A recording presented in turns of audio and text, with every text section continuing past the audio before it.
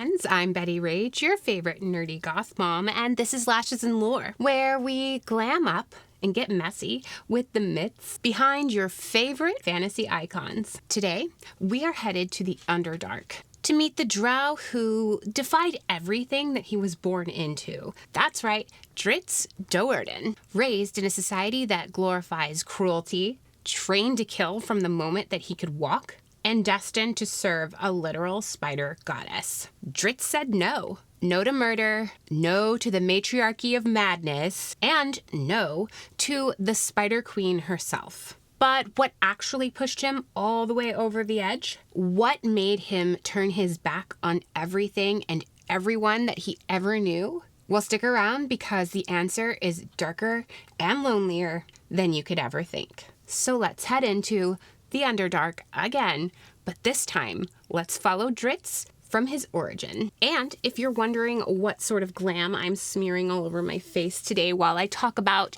drow drama and moral crisis, the full product list is down in the description below.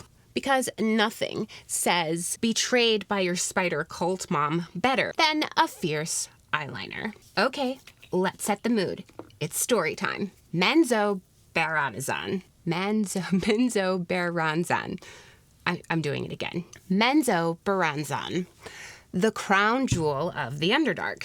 If your idea of a jewel is obsidian, blood, and betrayal. It's the Drow city carved into a colossal cavern beneath the surface of Faerun. Picture Gothic towers sculpted from stone, glowing mushrooms the size of houses, and a permanent sky full of darkness lit only by an eerie fairy fire. It's stunning, it's dangerous, but it's kind of Mean Girls, but with a lot less pink and a whole lot more murder. Here, power isn't earned, it's taken.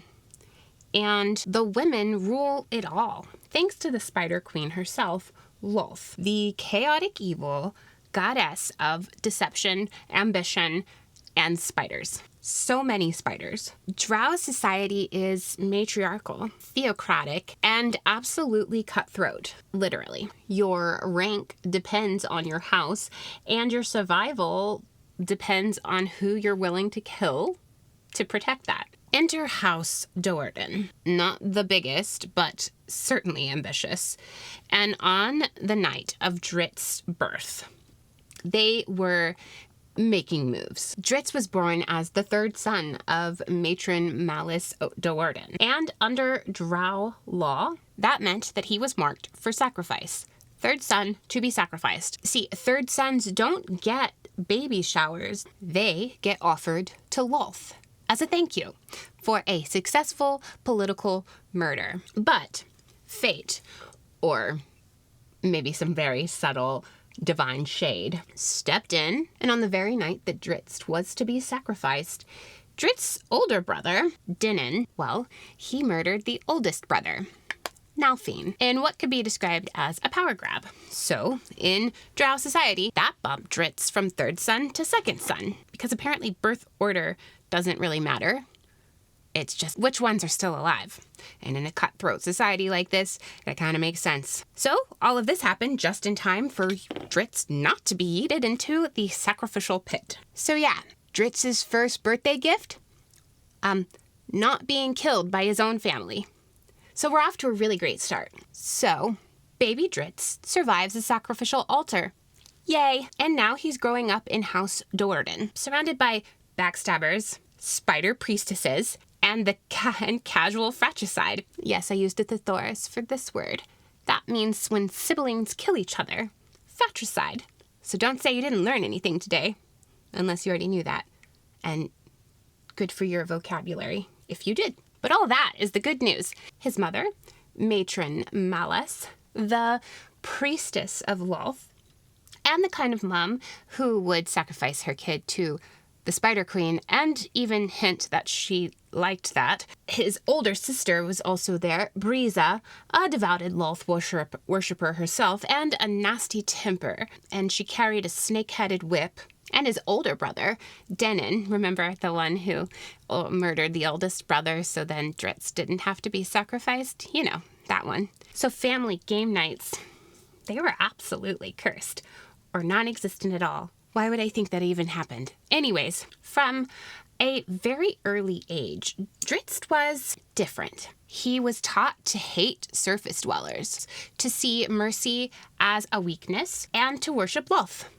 Or else. But something with him just never clicked. He was peaceful, yes, intelligent, extremely, and unnatural with the twin scimitars that they handed him. But he didn't enjoy cruelty. He didn't want to torture slaves and mock the weak. He didn't even agree with slave ownership or slave society. And in a society where murder is considered networking, that's a huge problem. Children are raised by the priestesses until the age of 16. Then off they go to their assigned academies. Drizzt, well, he gets shipped off to Tir Brech, the Drow city's elite training complex. And because he's noble-born, that's right, Drizzt is a Drow prince, and absurdly talented, he's enrolled in the Melee Magthir, the school of fighters. It's all duels, tactics, and trying not to get poisoned between classes. And our boy Drizzt, well, he slays.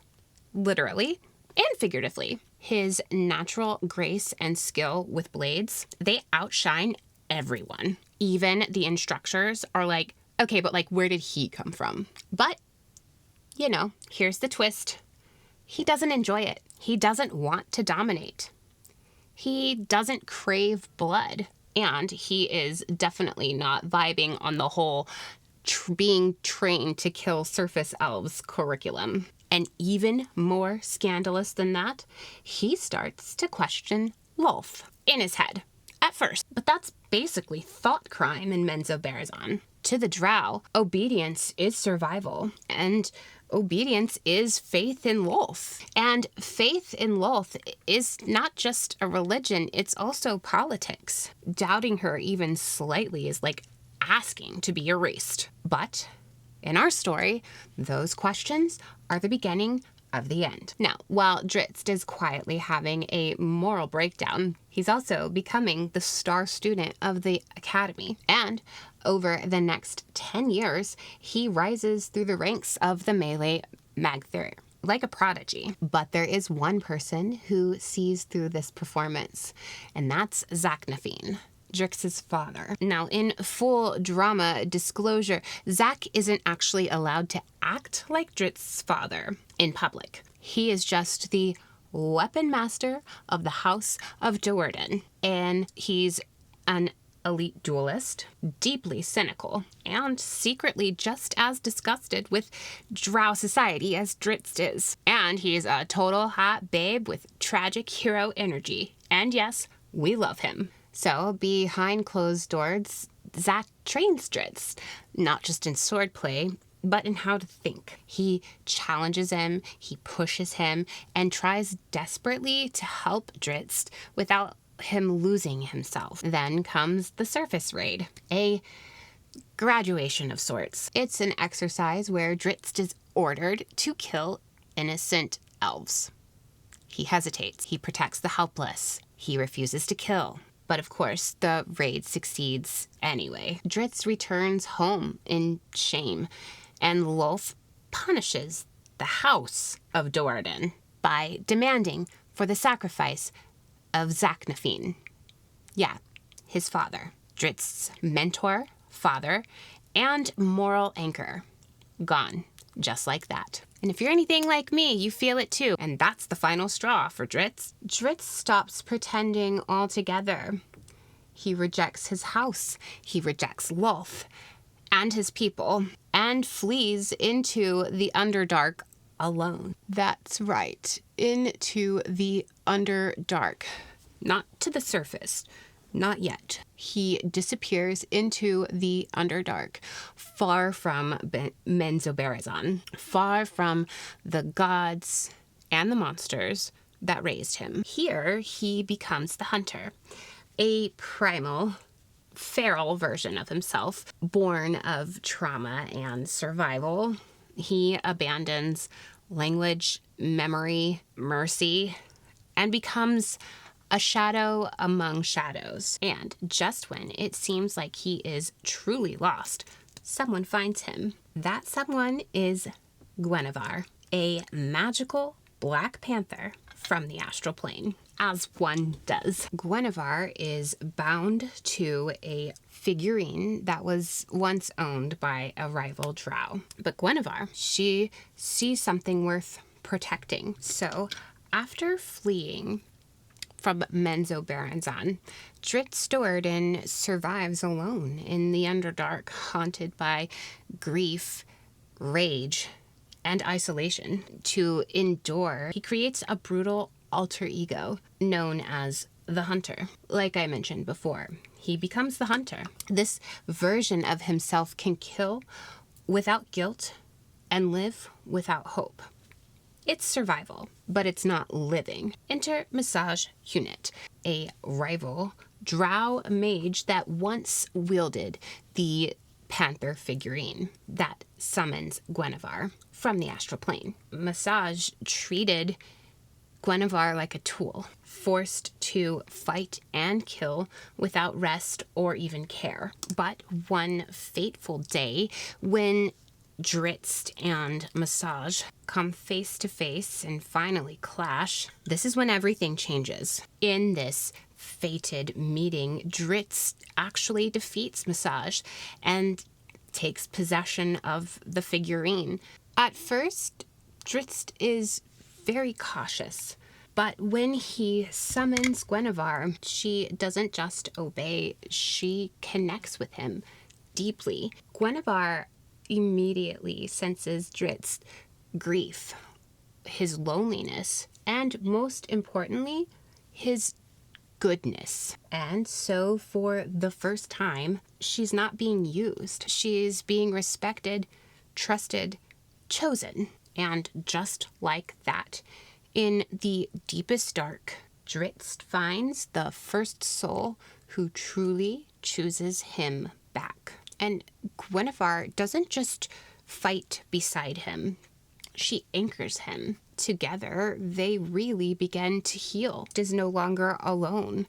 He has a companion, a true reflection of his soul, a reason to keep going. Together, they survive. Together, they begin the long and very uncertain walk towards the light. So, my little radiant rebels, Drizzt was born into cruelty, trained to kill, and told that love and mercy were sins. But instead of becoming what they wanted him to be, he became exactly what they feared. We've learned to not talk during the setting spray. And now Drizzt is just out there. He's not running anymore. He's choosing his own path. And next time, he'll be walking into the sun. Because this was just part 1 in the grand story of Drizzt. He's far too epic for one video. So here we have our final look. You gotta love a good neutral, good pink.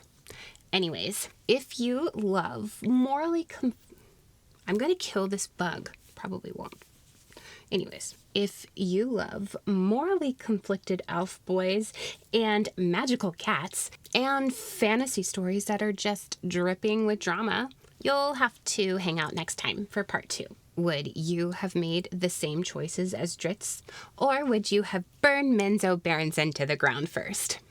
Because that's the one that came to my mind. And if you haven't had your fill of the Underdark, you should check out this video here that I gave a brief overview of the entire setting. Until next time, I'm Betty Rage, your favorite nerdy goth mom, and this is Lashes and Lore, where we blend eyeliner with existential dread. Be good to each other, love each other, stay radiant, stay rebellious, and as always, free mom hugs from me to you. Bye, I'll see you next time.